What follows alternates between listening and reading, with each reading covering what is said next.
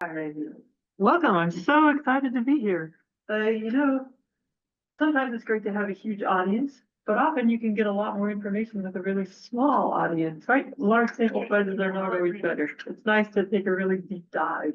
So I feel like we could have a really great session with just the sheet. Let's do everything. I have to sneak out at 11, so I would. We'll be fast. Yes.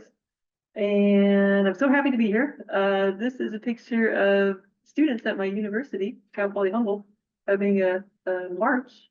They really want to save the world and minimize the impact of global warming. So Cal Poly Humboldt, how many people are familiar with Cal Poly Humboldt? So we really care about environmental justice, social justice. But recently we switched to being Cal Poly, and so we're trying to build up engineering and technology programs. Really excited to be here. I came to Humboldt specifically because it was a Cal Poly. I was so excited. I was at another institution, and as soon as I saw that, oops. Thank you. Clicker. Not clicking. Yes. It used to work. Try again. Oh, there we go. Alright. So we got a grant from the Learning Lab, which was great, to build up critical math and data science on campus. And Cami and Bori were the two people that were PIs on the grant. They did all the paperwork, and they had the idea of how we could start to put data science into classes. And then I came at a very lucky time with some data science background, and they gave me some release time to make some material in data science. And I had a few collaborators, which I'll talk more about later. Whoops, there we go. Okay. And so our idea was to take something our students are really passionate about, climate justice, and see how could we use data science tools to advance the cause of climate justice. And so we wanted this to be, students are not coming to Cal Poly Humboldt because they're really excited about coding syntax, how to write if statements. So we really wanted to make it a very user-friendly experience, seeing a coding programming language to do a data analysis. And I'll click. see why. I'll click for you. Thank you. Next, please. And so I made two modules, one on carbon in the soil, and the other one on arsenic and proportion of children in water districts in California. And yeah, go ahead. So my process for creating the units was basically, I have no idea what climate justice is, because I have a background in healthcare. I used to be a statistician down in San Diego working at institute just supporting anyone doing healthcare research, where you can like randomly assign people to treatment and see which one is better.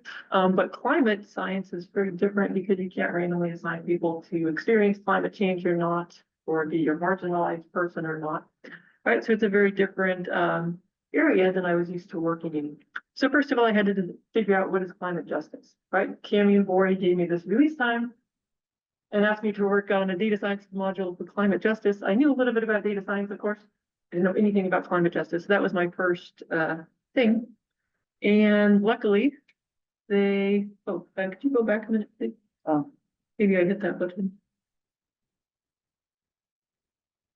So I met with Ivan, who was in our environmental studies, and it was really embarrassing. I thought he was in environmental science. I didn't even know there was a thing called environmental studies. And so I was like, oh, tell me about your research, and maybe you can give me some idea for how I could build a module on climate justice.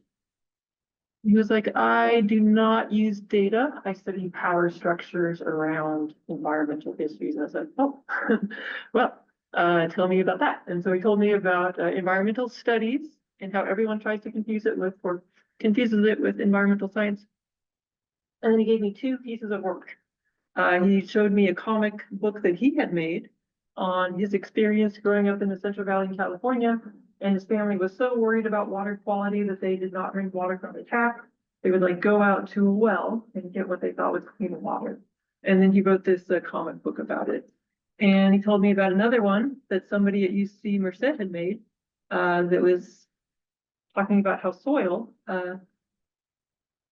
is related to climate change, right? Or climate change is related to soil.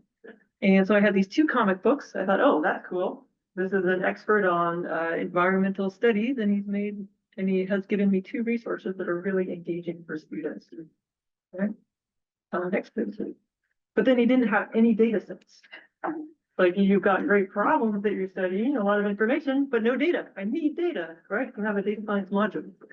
And so I'm married to a guy named Peter, and I had a student named Riley that both had jobs now at the Shots Energy Research Center. And they were actually doing science, so they had data sets, and at the Shots Energy Research Center, they often write papers about policies, which maybe people in Sacramento are looking at, right, to inform on their statewide policies. So I was just really, really lucky to then have people that could help me take the questions and concerns that Ivan had as an environmental studies person and then match them with data sets that were actually being used to write policy recommendations for the state of California. So it's a really exciting combination that I just happened to be the person connecting the dots. I didn't know anything, but just connecting all the dots of people that I knew. That was not a picture, by the way, of Peter and Riley. This is just on their website. They have not uploaded pictures of Peter and Riley. I guess it's been a few years since they updated their website. And then, so I had the questions, I had the data set, and then I asked, well, how much time do teachers in Science 100 have to teach these modules that I've created for them? And then everybody said, I don't have any time. I have all of the topics I need to teach. The semester is completely full. There's no room for a new topic. Oh, that's interesting. So I was imagining at first, oh, I've got all this time. I'm going to make like a 2-week module or a 3-week module, have all of these cool things that I can do in this time. But there was no time that teachers had available to teach it. So I made it as small as possible, which is a self-contained 50-minute class period. I thought, instead of like looking on the dark side, right? This is sort of a sad, only have 50 minutes to explain how cool data science is in the context of climate justice. What I did is think about this as a 50-minute advertisement, right? How much would someone like Walmart pay for 50 minutes during the Super Bowl, right? To advertise Walmart. And so this is really cool, right? And then I just have to decide, how can I make this an advertisement for taking a data science class, right? Studying more deeply. Next thing. How many weeks? 50 minutes for how many weeks? Because I only have one. 1 minute. Oh, just a single. One. Yeah, I was thinking originally, yeah. So I have two 50-minute self-contained periods, and I let teachers choose either one of them. Of course, I would love it if they would teach more, come back later and say, oh, this was so amazing. I just want you to make more next year, but this is what we're trying this year. And then I was trying to be a good teacher. So with this 50-minute period, let me then organize what are 3 to 5 things I can teach, how the students learn in the class period. And Ivan had told me about injustice studies. You think about classifying as procedural versus distributed. So I tried to make 1 unit for each of those main topics. Next, please. And then I wrote my code, and then I made the slide deck, and then I made teaching notes for the teachers who maybe didn't know anything about data science and may or may not know something about environmental justice. So the class it was going in was professional skills for any STEM major. So all of our STEM majors on campus take it. Their teachers use maybe a little bit of data analysis and know something about the environment, but maybe are not experts. And then I wrote, put it in the Canvas shell so that they could easily import it into the class. And the next one. I have to say, I am standing on many shoulders of giants here. Is anyone familiar with these people? Yeah. Yeah, Very familiar. they're amazing. I have to say, I took their class, let's see, in 2005.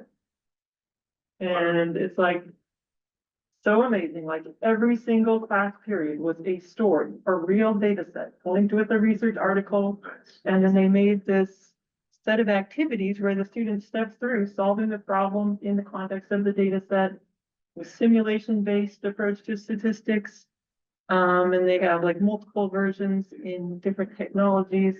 It's like, what if you had 2 people who are both really smart, really nice, really hardworking, and you just give them one stats class to teach for 30 years? What are they going to do with that time? It's just like amazing. And this was back in 2005. that they already had this, I think I was in version 2. This is the 4th edition. Just been getting better and better. The other thing they were doing was like tracking. Like I was sort of frustrated as a student that they kept asking, how do you like this part of the class? Or how do you like this? Like you're doing so many student surveys. But they've been using that data collection for years to really improve the class. So it's an amazing book. The other thing is this one, I've used it myself. It's only $5 for the PDF. So it's it's not free, but it's almost free for students. And so that whenever I teach intro stats, I always am using the techniques. So I've seen this technique and then I tried to do the same thing for this climate justice. Next, please. The other thing that I want to acknowledge is my previous institution. Before I moved to Cal Poly Humboldt, I was working at Oregon Tech. You guys know Oregon Tech? Willamette Falls. Klamath Falls, yes, this is a picture of it. This is our campus. We've got beautiful mountains in the background. And then there's a lake on the other side. This one, I was really lucky. Not only did I get to teach there, but they actually teach you how to be a teacher there. Right? Not all institutions teach people how to be teachers. But they had this workshop where I would have to like teach to teachers and then they would like give me feedback on how well I was teaching. And they have this model, I think it was previously from the Civil Engineering Society, but based it on something from West Point. So we had this like model of how do we take amazing skills that people are using to get high paying jobs in industry and translate them to an academic program. And so they had this model of how we translate those skills. So anybody can get those same great skills and get a high paying job. So this is on their website. And I happened to be there during the time they were building their data science program. So it's a really exciting time to build their data science program in that model. And here, so is the timeline I'm suggesting for 1 unit. Just 20 minutes of discussion, just setting the context for climate justice, 15 minutes of letting the students read through a Jupyter notebook, and then trying to use 5 of those minutes to answer a question using a graphic that's in the Jupyter notebook. And then 10 minutes at the end to discuss the findings of the students and get some motivation. So I said 15 minutes or more because this 2 minutes at the end with the last 2 slides, I just have a bunch of suggested readings and ways to get active in climate justice on campus. We're trying to use this time to get students excited to pursue the topic more. And the rest of my presentation, I just have like the slides that are part of the module. Maybe let me just go to the first one and then I'll let you take it there. So if you wanted to see the entire module, you could just go to the HUSA app, right? And this is already a link in the session. So you can actually see the module. You can click on the notebook and see the Jupyter notebook and the slides. And if you want to use it yourself, feel free to. This is maybe a little bit hard. So if you wanted the link to the Canvas module, you could just import it to your own LMS. This is very safe. Thank you. Yeah, so thank you so much. Thank you. Oh, you're not gonna go through. Okay, I'll have a look at that. Okay. Oh, just in the interest of time. Oh, okay. Yeah, but we will have more time for you to ask questions. Okay, so let me actually load mine.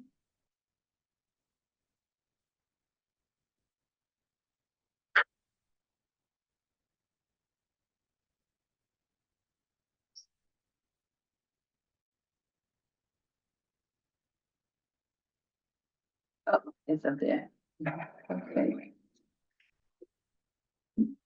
All right, hopefully.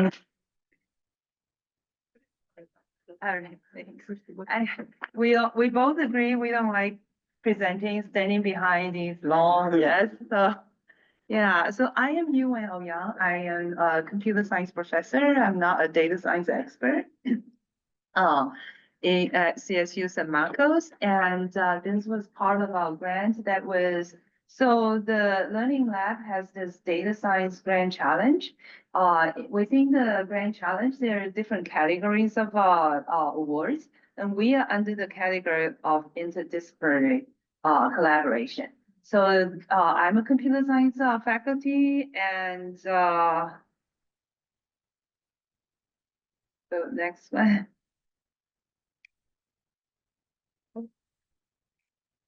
Oh, you're going to go to the next one. Pushing the arrows, did that not? Last time I have to click on thing. Arrow. Is the arrow not working? Last time there was like a, last time there was a navigation thing. Oh, it's not up there. So that maybe. Oh, no. Oh, okay. We get some. 'Cause last time I was able, yeah, last time I was able to have like a navigation button to allow me to go. What did I hit though? I did hit the present, right? Let's get again. No, last time it was like a button to allow. me. there it goes. Oh, okay, cool. Yeah. So this is a collaboration project, and I'm the only one from computer science. Then I have three colleagues from sociology, and I was asked how can how was I connected with the sociology professor? So I actually had quite a few, several National Science Foundation grants before, and as part of those grants, we were required to have evaluators. And typically the evaluators from social scientists.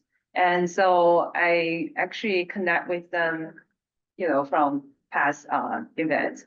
But we saw this as an opportunity. So in the past events, or in the past grants, mostly that I was focusing on computer science students. So I actually had a previous Learning Lab grant collaborating with Maliso, that the grant was giving the ownership of active learning to computer science students. So my past grant focusing on supporting computer science students, but I definitely learned a lot, like from pedagogy approach and also like, evaluation approach from the sociology professors. And so this grant was saying, okay, instead of thinking about how to support computer science students, we're actually bringing computer science to the sociology students. So we bring data science into, data science is like a context allowing us to kind of introducing data-oriented approach and programming to their students. Okay. So CSU San Marcos is one of the newer campuses in the CSU system, and many people don't know where is San Marcos, and there's actually a San Marcos in Texas. But we're actually in the North County of San Diego, so we're not too far. I drove up here. We were just recently selected to be the top 1% in CollegeNet's social mobility index, because we are very committed to support students. And in terms of the Department of Sociology, they have about 15 students, but they have two majors. One is sociology, the other is criminology and justice studies. And so they do have two required quantitative courses. One is Sociology 201, which is the intro to stats. And the other is Sociology 360, which is research method. Next one. So our idea for the grant is that fortunately that that we have a buy-in from the sociology department to really promote the data science course. So for the class, I designed a new course. For the project, I designed a new course, CS 201, matching like Sociology 201. Sociology 201 is actually introductory to statistics. So Computer Science 201, which I'm teaching this semester, has the Sociology 201 as a prerequisite. So I have the luxury of not having to spend a lot of time teaching about statistics.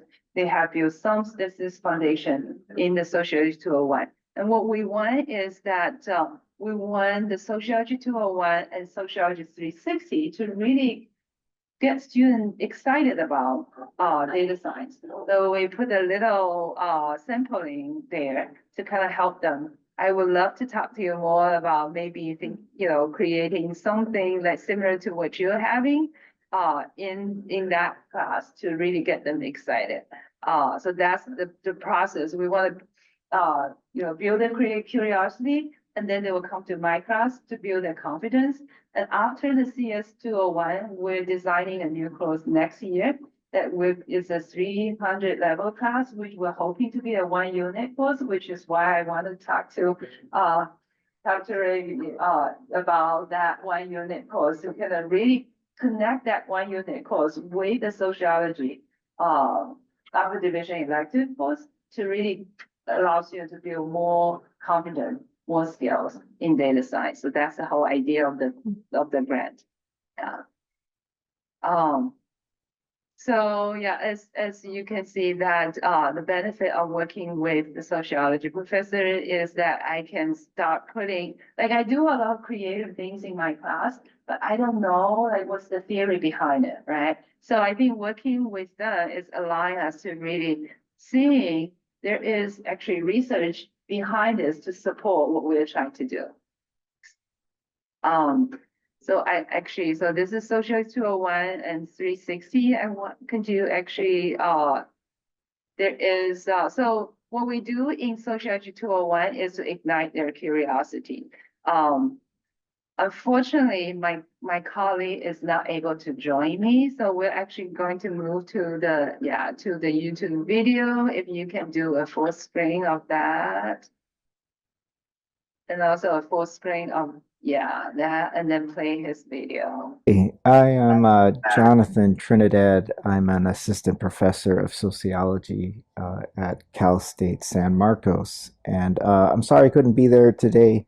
I am training for the New York City Marathon, and I'm socially distancing in the weeks ahead of the race. I am very physically tired, and I know I'm susceptible to getting sick, and that would be very bad if I got sick right before the marathon. So our team has been working on these enhanced learning modules. We have one here on predictive policing. We have another one on online dating.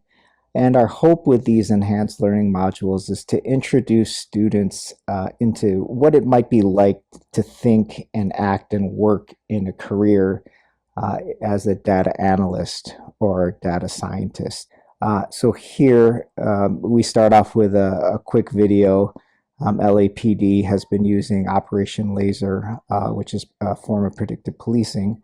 And so we kind of mimic that, and we ask students to think about what you would do with an iPhone. You know, there's always ethical concerns. Our students are very savvy when it comes to critical theory and social justice. And so a large portion of our discussion will be about those ethical concerns. But we do also focus a lot on the collecting of the data. What data would we want to collect? How would we want to analyze those variables? How could we use those variables and run analysis to kind of predict deviance or crime? Some of the examples students give might be talking about GPS data. So students have suggested in the past, what if we divide a map based on coordinates, and then if a person is consistently popping up in a particular grid throughout, you know, like every Tuesday afternoon, that's where the person typically is. They're typically at work, and we can figure out where work is. If all of a sudden that person isn't in that grid consistently, that person is consistently outside of the grid, perhaps there's an element of deviance. There's a difference between what we would expect and what we're actually seeing. And so students can calculate a standard deviation and give a range of acceptable difference from the average. And then if it's beyond, you know, one standard deviation for X amount of time, perhaps that might be a point against the person. Students have also suggested using text messages and creating word banks, either manually doing that or using AI to create lists and determine whether a text is, leaning more towards positive or negative. And then based on who a person's messaging, what they're messaging, when they're messaging, we could again create some kind of measure of whether or not a person is up to, potentially negative behavior. The point we're just trying to get at is getting students to think about how they might be using what they learn in classes in a kind of, how they might be using this in the real world for a future career. Thanks. So again, oh. I don't know whose account these are. Yeah, I'll go to the next one. So the idea is that, we want to build their curiosity. So for our grant, we have pre and post survey for the class. These are some of the quotes that our students have that at the beginning of the semester, they really don't have much idea of what data science is, but when we engage them in discussion, it's kind of advertisement for the future classes, right? So that's the idea. So go to the next one. So now we pique their curiosity. So we want to bring them into our introduction to data science class, which is CS201, where they can actually do some programming to actually analyze data. So go ahead and go to the next one. So we talk a lot. I mean, I think as an interdisciplinary collaboration project, it's important that we actually listen to each other and to really work together to design our classes. And so when we talk about how do we engage students with data, how do we help students connect with the data? And I think this session is the idea that it's not enough to just teach them the code, but it's actually really important for them to think about data scientists as someone who can ask good questions, who can actually communicate the findings, right? So we think about the kind of data set that we want to work with. And at first I was all excited. I was thinking about all this interesting data set. I was like running these examples and then creating these charts and showing to my colleagues in sociology. And they said something that I think it was really important for us in terms of from the technology perspective that we just want to show all these cool things. But they say something that I thought is really important is that when we introduce so many different data sets in our program, in our class, the cognitive load for students is they have to spend so much time to understand the data rather than spending time to understand the process.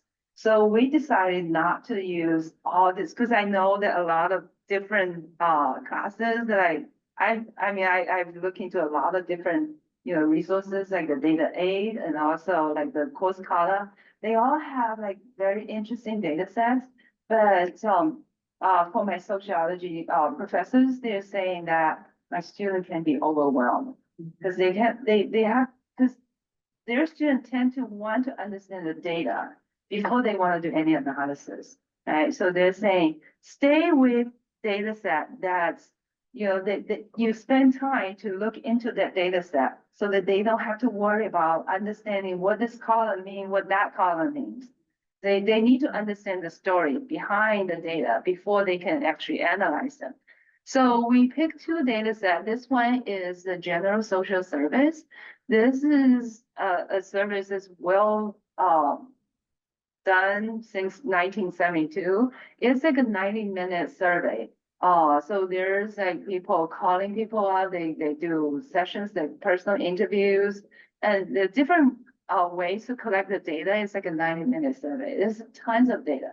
We're not working with the whole data set. So, but still that give us enough columns, enough items for us to say, okay, let's look at some of the common issues that the social scientists are interested in.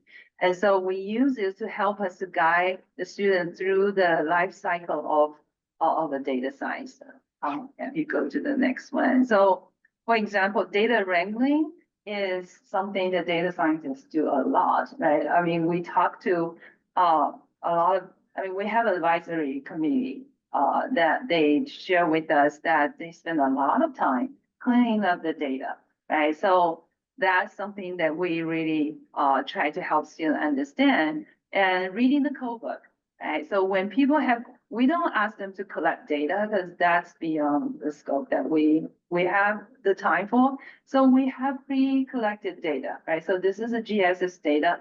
We extracted, so this data set was like 22 items we collected from that. As you can see that this is the first run of GSS. We have 23 items, even though there's no null data there.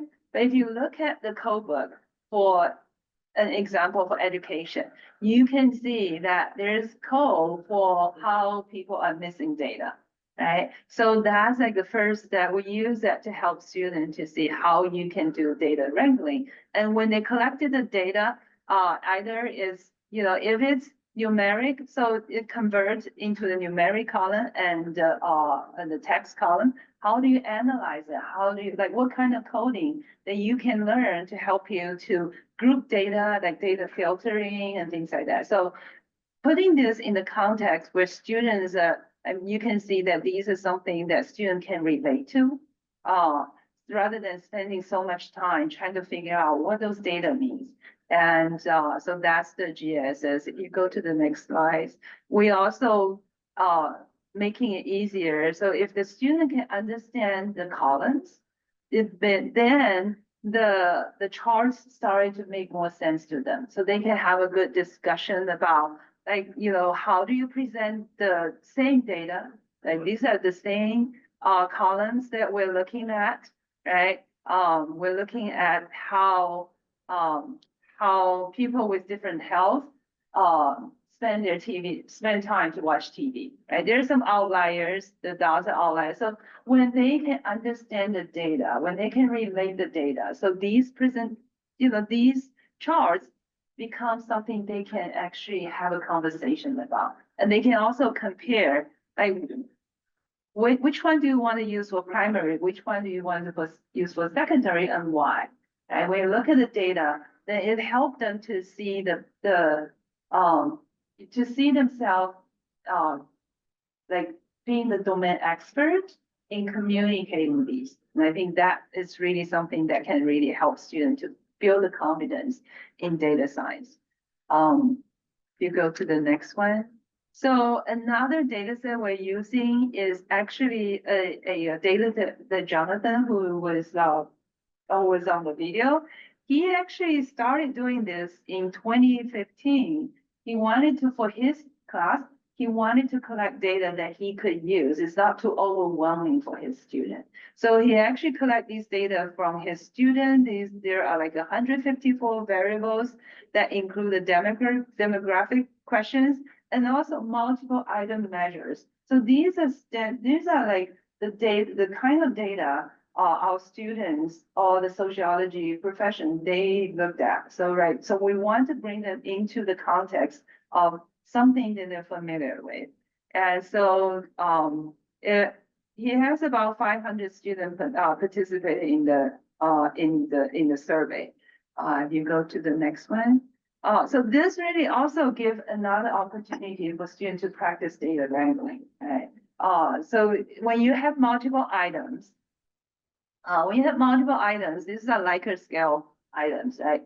1 through 6. 1 is like the strongly disagree, and 6 is strongly agree. So when you have these kind of data that you have multiple items, so we talk about what are some different ways that you can go through the multiple items and come up with a single indicator. Right? So that really, we then introduce the coding process to help them to do that. And also another thing that the student need to be aware of is that there's some questions that's positively stated, and some statements that are negatively stated. So you have to really data wrangling again, work with the data to transform that. Right? So for example, how much do you enjoy spending time with your family? 1 through 6. Well, do you feel stressful when you're spending time with your family? Right? Again, 1 through 6. But you need to really make adjustment for that. So really, I mean, we're using these something that a student can connect with to really help them to see that data science can empower them to do even one line of code to change like all these data. They were like, wow, I can do that. Right? I mean, the coding becomes something that they appreciate rather than something that they struggle with. They were like, oh, wow, this is very powerful. I mean, computer scientists did that for us. They created these functions that I can just use and then to do these analysis. So I think that changed the perspective in terms of coding. Coding becomes something that can empower them rather than, oh, here's another statement that I have to learn. Like, why do I struggle through that? So if we go to the next one, then we also, I mean, this also help us to really help them to see, I mean, this is just simple linear regression, but we can, I chose this as just one example, but we also do multivariable linear regression and so on. But I think the idea is just to show that what we want is we want to bring our students into the story of the data. And we want them to understand who's behind these data, like what they do make a difference in terms of helping us understand these, because this is our own student, right? So they can relate to that. They can also think about what is my presumption about this, right? Then when we look at the data, look at the trend, does that really match what they think? I mean, I have found out that a lot of sociology students, they have read a lot, but they haven't really seen data, even though they read a lot about social justice, all these different things they're like really passionate about, but they didn't see the data to support that passion. So really this class is allowing them to be immersed in that storyline and to really see whether they, what they read matching data. Like, what does that mean when the data supports what they think? And that's it. So that's our key takeaway is we want to focus on the strength and aspiration of our students. We want them to feel like they're welcome at the table of the data scientist. That's something that I repeatedly saying in my class. And I can't, if I only just teach them coding, if I only teach them how to work with data that does not matter to them, then they don't feel welcome, right? So we want to bring them, and we also want them to see that the way that you ask questions, the way that you communicate, you have that skill that computer science students don't have. Right? My students don't have the same understanding of the social context that the data is in. So the idea is just to really value their perspective to support this kind of collaboration.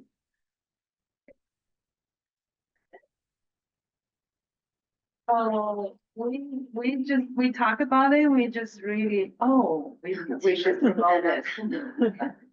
Get some Yeah. points on the app, right? Yeah, that's what I know. I mean, we talk about this. We just really also want to know, like, what do you guys use as like the kind of story that you use in your data science class? Yeah, I would love to see those questions that you ask the students because we For the surveys. that's We're kind of on the same, doing similar kind of thinking. Like, Yeah, absolutely. We would love to share. Yeah, but we would also love to hear, what do you do in your class that bring the story, like her story. She didn't get, I mean, I listened to her story, the actual slide deck on Thursday. The story she told was like really, really cool. So we talk about it. We would love to hear your story. Maybe you can share some of your story. What kind of data did you use? well, so last year I was on sabbatical, and one of the things I worked on was trying to find some examples also to replace in our data 8 version of the class. And I was looking for data sets that I would think, but I didn't think of just using one or two sets. Interesting, yeah. I didn't think about it. I Yeah, thought, I'm I thought I was going to give them, that. you know, like, I actually showed them quite a few Yeah. other data sets Yeah. from data A, from course, Yeah. from all these different things. I'm like, this is so cool. That's so cool. And then they were like, they say, I was going to overwhelm their students because they're students, like they're sociology students, right? They're not used to seeing so much data. So for them, and I think they're right, because, yeah. Well, I think for like students who are just starting out in college and especially after the pandemic, they all want to just know about each other and where they fit in that community. And I think that tendency towards, let's find all these really cool, exciting data sets that connect to their like career, They're not there aspiration. yet. They're not there yet. They just want to know. They're how not there it yet. fits. Yes, yeah. Let's do yoga. You know, well, that's my comment that they're not there yet. Don't Think of overwhelm. us, like, How much caffeine did you have today? I gave that was like really eye-opening to me because I gave them an opportunity in my introductory stats class to write their own survey questions, and those were the kinds of questions they wanted to know. Yeah. Do you like dogs? Like that was the thing. Yeah, not like COVID and all that. Yeah, the heavy thing. Yeah. Like one thing that works in election cycle I found is if you go to Gallup polls, you get what they are polling the the public, and you ask the same thing in your class and see like how does the class differ from the public and poll. And then you can talk about a lot of things in stats really. Yeah. Oh, that's a great idea. And then I should do that before November though. I mean, I still have a week. I still have a class. But my problem with but I love that. My problem is my class is so small. It's easy to identify people. But I love the idea to compare. You just go to Gallup polls right now and you just see the Mhm. questions that they're asking. Presidential job approval Yeah. rating, like each weekly they give it to you. Mm-hmm. And confidence index, you get kind of all kind of statistics that they already draw for you, Great. and how your class thinks about it. Great. Yeah. So that's more of a statistics question than a data science question, but then. Well, how large is the data? I mean, there's a lot of overlap. So for my class, I have, so we're going to do lecture and exercises. And the last 3 weeks is going to be project. So that's when I say, now you can look for I would say, okay, here are the data sets that I have found. You're welcome to use other data sets, but you can pick one from these data sets to do your thing. So that way, like when I'm teaching about pie chart, when I'm teaching about analysis, they don't have to worry about the data. Right? They can just use the data that they're familiar with to do the exercises and to have a good conversation. Right? But then the last 3 weeks of the class is a project, for 3 weeks project. That's when they can get. So my time of looking for data set is not wasted. So they can say, which one. A lot of them are interested in the unemployment data. Yeah. So yeah, one of the things like that I did was basically create we're doing like a personal project about classwork. yeah. They were able to find they're for data set and themselves. Yeah. We give them a checklist. Should have this many tests. Yeah. But we're Is that the first time This we're is the doing first that? time. so you typically offer them some choices as well, rather than. Yeah. Because what if someone, don't know how to look? Yeah, I mean, we gave them a bunch of places to look. Yeah. Or to get ideas, and we'll let you know after. I definitely would love to know. Yeah.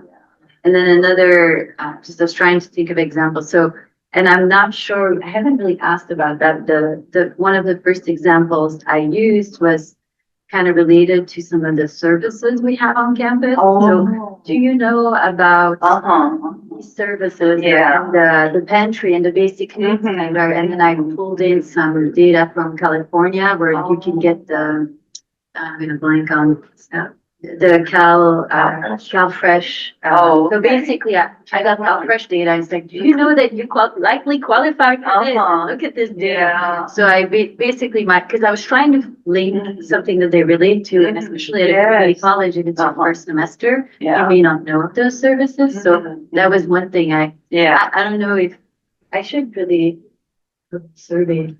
Well, next, it was like one of the first modules.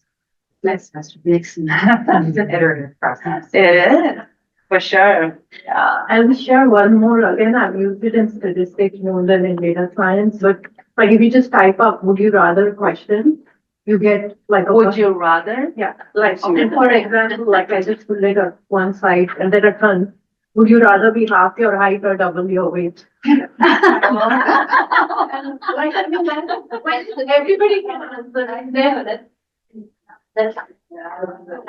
I mean, if you do it, like, if you think through your course at the beginning of the, Yeah. start of the quarter and you give this in the Yeah. pre-survey, then you get a little time Uh-huh. to kind of clean up the Yeah. data before you show it to the Yeah. class. So these made excellent IT questions. You know, the boring Yes, theory. right. You really have Oh, to- that's a great idea. Would you rather?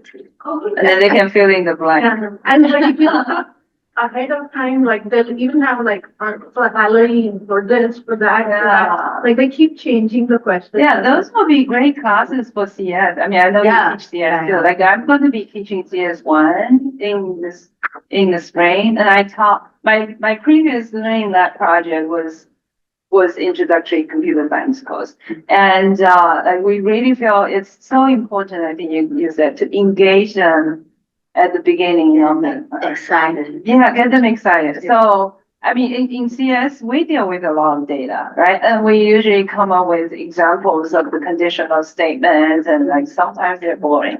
Oh, So, yeah. A lot of the stuff is Yeah. very important. Right. So, I don't have it here, but another one that really works well is like, you know, which one do you prefer? Like this goes a little creepy because it's on the toilet paper roll. Which way do you prefer it to go? Like,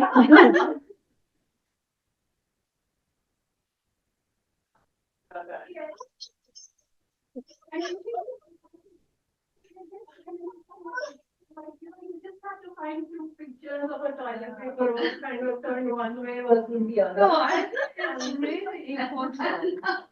You know, I think it's really important that we connect with us. And little things like that, they will remember us. Yeah. You know, I mean, yeah, so I have a colleague who, you know, like students remember her. She is like a tiny, like Japanese American. She's tiny, but she is a rocket. So she would like bring like her thing to her class in the data structure class, and she would sing, and that's what students remember. They're like yeah, and then she could like connect with like the data structure. And not everybody can do that, but like little funny things that we do sometimes is what students remember. Yeah, yeah, they feel connected. They approved a class or the Gen Ed exercise, health and exercise studies class, where the two health and exercise studies instructors actually use glucose strips, like take blood pressure, they do all these, and they do it before and after they exercise, and they track their own data, and then voluntarily they can print, you know, as an anonymized class data. And it's been interesting to work with them because they are interested in data from a health perspective, but we're trying to pair them with a data science person so that the analyses are, even the language are more consistent with what they would see then in another data science class. You know, and they use terms for some of these data and health and exercise that I'm completely unfamiliar with. So it's, you know, there's vocabulary in both sides that are, you know, can be learned. It's not just I'm just trying to, it's not a one-way street. Like they're learning, data scientists can learn from how they think about their data, and they can learn about what kinds of things can be done with data, especially in terms of the visualizations. But it's been interesting how easy it was to get that through the course and curriculum committee as a gen ed, because when I first arrived, I was told, don't touch gen ed, it's the third rail, like, don't try. And then this flew really fast. Yeah. So it's just interesting to see the interest in having students again connect with these data about themselves and how it might be motivating. And I worried a lot about how psychologically what the impact might be of tracking these data or making them public or comparing with your peers, you know. And at the same time, we are all doing those things without having necessarily the mechanisms to address a lot of, you know, so it's a way of being able to be more, so all of the good hiding people that I think, like those things. It's definitely important to be sensitive about how people might feel when you ask them. That's why I was like, okay, my class is so small, so I hesitate to do like a survey of serious content in my class because it's easy to identify people. Yeah. But if I have a large class, then I could poll, like anonymous poll about the political opinions and things like that.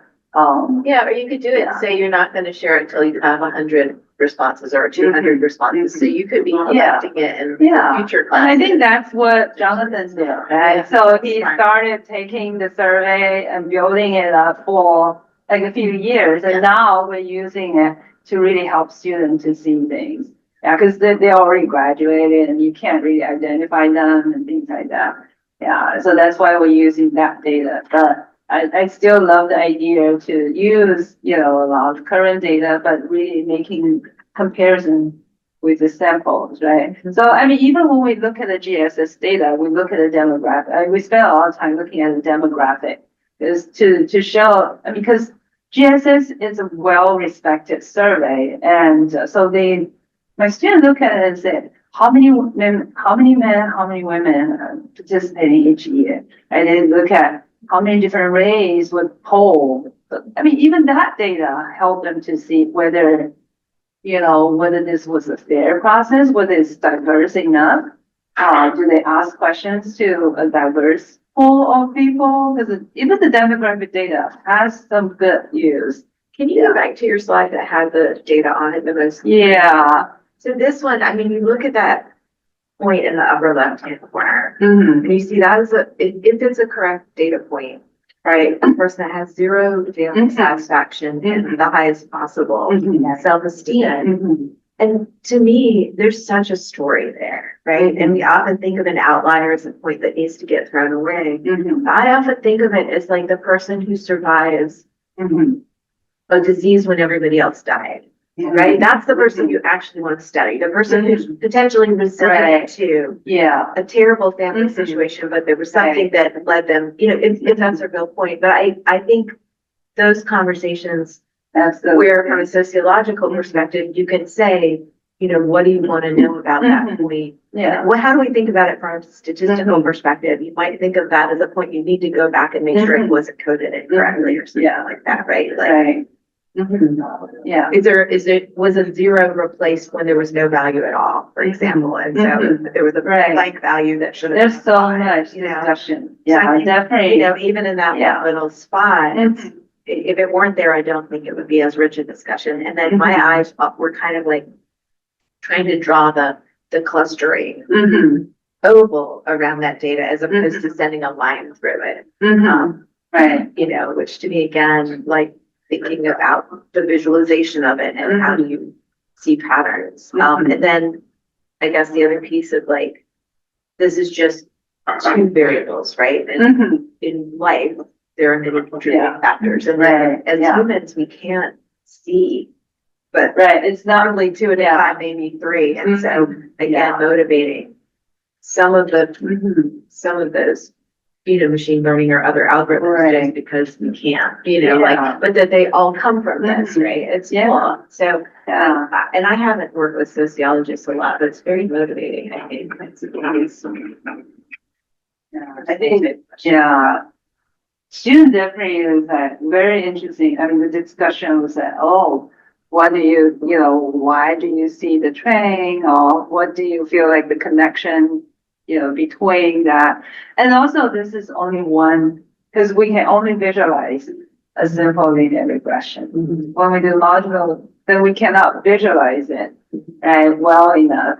And so then make them motivated to look at the numbers to see what, but they also see that how the visualization tells a lot more story than the numbers. Yeah. Right, so it's like, okay, what else do you do in data science? Once like when you identify something that's not part of the training, what do you do about it? Do you just say, oh, let's not worry about this outlier? Do you do a lot of students really, I mean, sociology students like the qualitative study, right? So what's the, like the balance between quantitative and qualitative? And we also talk about like the text base. Like now that we have the large language model, if we also use that to help us to organize. Thank you so much. Oh, yeah, you down here. Okay. Are we at the